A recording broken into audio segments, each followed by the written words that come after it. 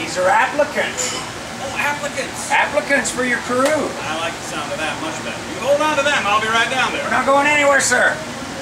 Now, as well preserved as that man looks, he's nearly 200 years old. But I tell you, he is the meanest, most cantankerous, ill-tempered, best boss on the island right there, folks.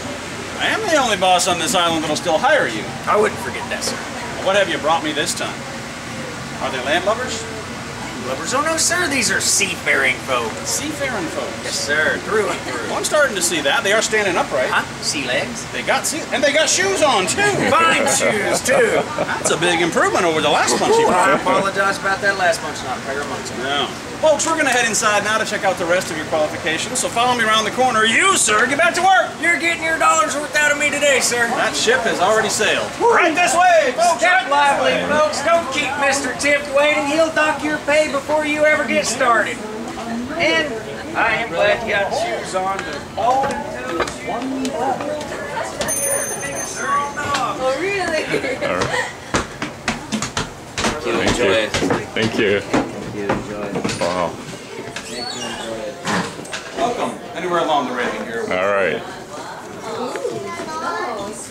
That Wow. would be all of them, sir. All right, then you get back out front and sweep or something. That's a good idea. I'm tired. I'm going to go outside and sleep. I said sweep, not sleep. Oh, sorry, sir. Nice try. Welcome aboard, folks. Now, as the young man out front mentioned, we're desperately in need of divers for my crew, so the first question is pretty simple. Can any of you hold your breath for more than 4 minutes? Hired. All right. Now, the reason I'm asking is because here in the 1850s, where I work, all my best divers, they could hold their breath for about 5 minutes. Now, that's a very valuable skill. In fact, those fellows were paid $600 or $700 a month. That's a lot of money in the 1850s. Yeah, but I could afford it. I was one of the richest men in town. In fact, I owned most of what they call Mallory Square out in front of the building here, including the other buildings around it. Now, I even built myself a beautiful home on this island. You might have seen it already. It's up on Whitehead Street across from the lighthouse. I built that back in 1851. Then in 1931, they gave it to some writer fella as a wedding gift. And they named it after him instead of me. Hemingway. It should be called the Asa Tift House. Not that was a Hummingbird? Hemingway. Hemingway, that's the one. Yeah, that's the house I'm talking about. That was my house. Wow. But folks, I don't want to give you the wrong impression either. It was not all wine and roses for us wreckers. We had a lot of problems too. Not the least of which was that sometimes people in town here thought of us as pirates or thieves even. And that's just not true. Fact is that in 1823 the U.S. Navy came down here and cleaned out all the piracy. And just 5 years after that, in 1828, Congress set up the first federal wrecking court right here in town. Every wrecker on this island had a license, and Judge Webb oversaw the whole industry to keep everything fair and honest. And of course, when the crew of a ship that had hit the reef out there saw us coming through the storm, well, they never thought of us as pirates. They thought of us as angels of mercy, because we were coming out there to save their lives. And obviously this was a dangerous business. We were often sailing into the same storm that had just wrecked another boat.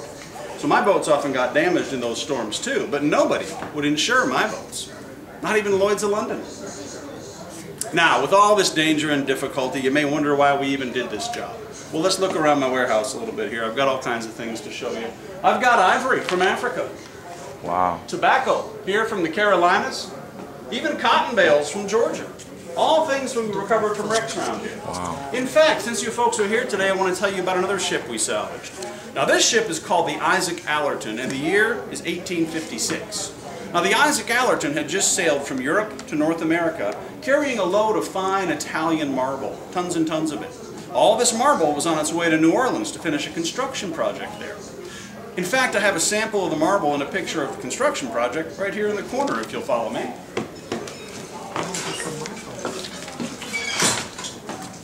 Yeah, this is some of that Italian marble sitting right up on top here.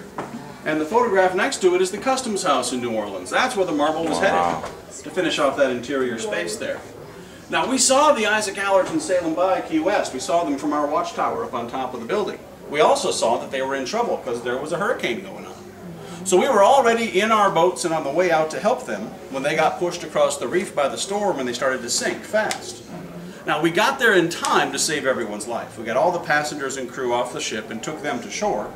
Then we came back out to get this marble. by the time we got there, the ship had sunk completely in 30 feet of water, and all the marble was trapped inside that big wooden hull in the bottom of the sea.